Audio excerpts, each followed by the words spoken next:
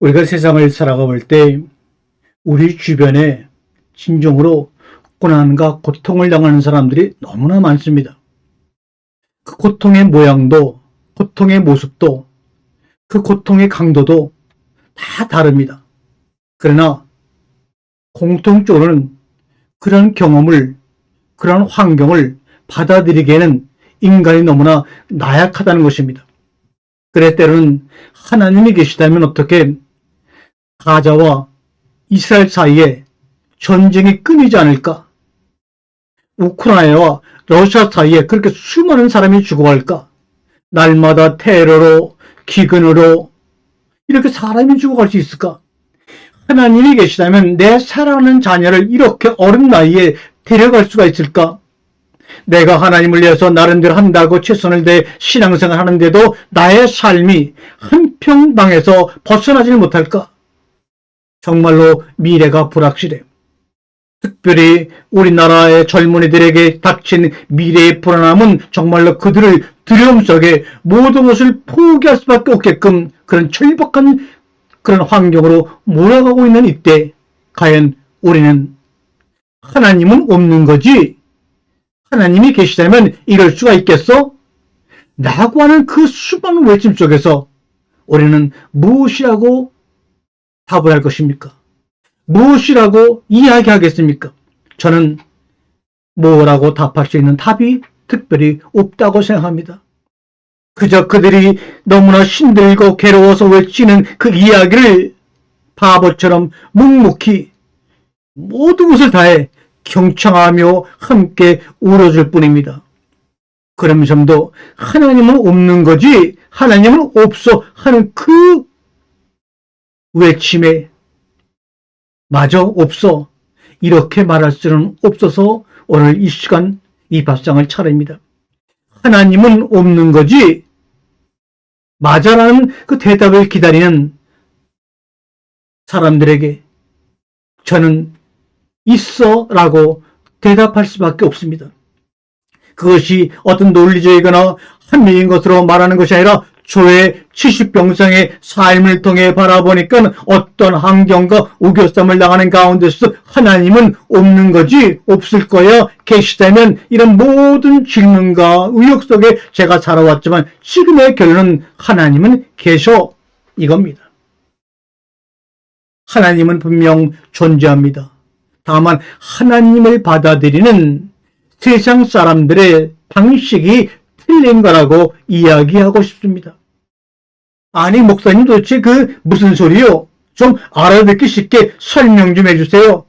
네, 한번 제가 할 수 있는 만큼 힘을 다해서 설명을 한번 드려볼 텐데 조금이라도 이해되고 마음의 위로가 되었으면 좋겠습니다.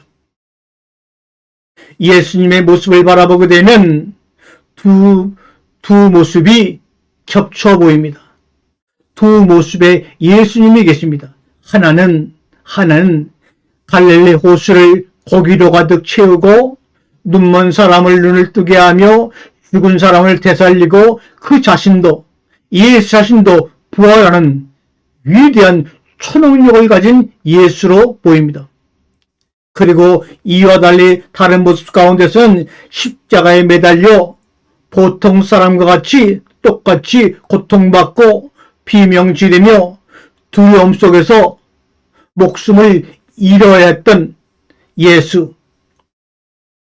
여러분 묻습니다. 이 둘 중 어떤 것이 어떤 모습이 진짜 예수님의 모습일까요? 여러분에게 묻고 싶습니다. 방금 말씀드린 두 가지 모습 중에서 어떤 모습이 진짜 예수님의 모습일까요? 이 말씀을 드리니까 어떤 분이 아니 목사님 예수님은 전지전능하신 하나님의 아들이요 하나님이시잖아요. 뭘 그걸 물어보세요. 그렇다면 그분에게 묻습니다. 십자가에 매달린 예수는 거짓으로 사람들을 속였다는 이야기인가? 자유자재로 고통을 조절할 수 있는 분의 고통이 과연 진짜 고통일까요? 죽음을 능히 이길 수가 있고 죽지 않을 수 있는 분이 죽었다고 하는 것은 사람의 눈속임일까요? 그런 눈속임의 고통을 통해, 그런 눈속임의 가짜 죽음을 통해 인간을 구원하겠다는 게 받아들여질 수 있을까요? 그런 하나님은 없는 거잖아요. 그럼 왜 하나님 분명히 존재한다고 하시는 거지요? 하나님은 다른 자들에게는 영생을 주고 믿지 않는 자들은 영혼의 지옥에서 타 죽게 하는 그런 환타지가 아닙니다.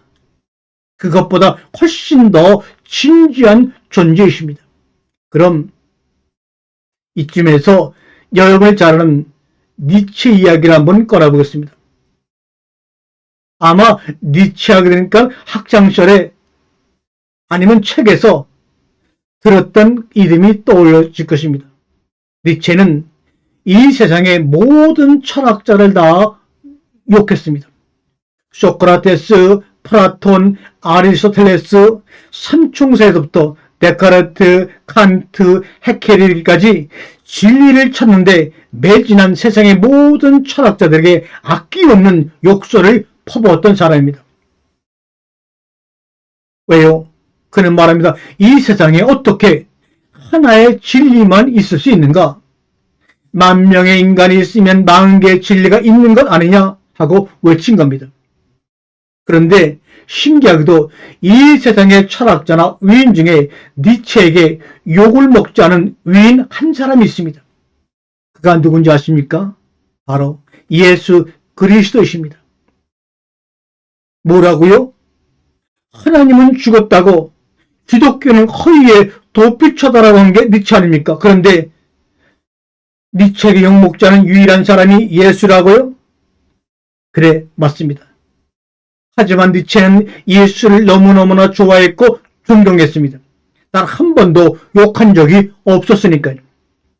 그런데 왜 기독교를 그리도 모질게 비난한 것이죠? 그것은 예수의 참된 의미를 놓고 어떤 것이 진짜 예수의 모습인가를 놓고 기독교와 니체의 생각이 달랐던 거기 때문입니다. 기독교의 예수는 내가 잘 알겠는데 니체의 예수는 어떤 분입니까? 니체가 생각한 예수란 초능력을 행하고 기적을 행하는 그런 존재가 아니었습니다. 그 자신이 미약하고 가난하며 불안과 고통에 몸을 팔았던 존재이지만 더 어려운 사람들을 위해 자신을 희생하는 아름다운 정신을 가진 하나님의 아들이라고 생각을 했습니다. 나를 바쳐서 남을 이루어주겠다고 할 때 그 미약한 인간이 위대한 신의 경지로 들어섰다는 것입니다. 그에게 있어 하나님은 전지전능한 존재가 아니라 오히려 미약한 존재였다고 느꼈습니다. 미약한 신, 우리와 똑같이 불안과 고통과 아픔을 느끼는 그런 육신의 몸을 입고 오신 그 미약한 신, 이 이야기를 하면서 우리가 성경에서 프로스코마의 기도라는 말이 떠오릅니다. 그런 미약한 신이 우리를 위해서 십자가에 죽으시면서까지 하나님의 뜻을, 하나님의 이야기를 우리에게 전해 주었습니다. 너희가 믿겠다고 순종하며 절대로 충성한 하나님은 하나님이 아니라 너희의 아버지야. 이것을 위해서 자신이 미약한 신으로 오셔서 우리를 위해서 온 것을 다 바치셨던 분입니다. 포로스코마의 기도라고 하는 것은 이쯤 되면 기도는 나를 위해 하는 것이 아니라 남을 위해 하는 것 아니야? 라는 생각이 들 것입니다. 그렇다고 처음부터 남을 위해 기도할 수는 없지요. 자신을 위한 기도에서 차츰 남을 위한 기도로 나아간다면 예수님을 닮아가는 거겠죠. 우리와 똑같은 육신의 몸을 입고 오신 미약한 신 예수 그리스도를 닮아갈 수 있는 거겠죠.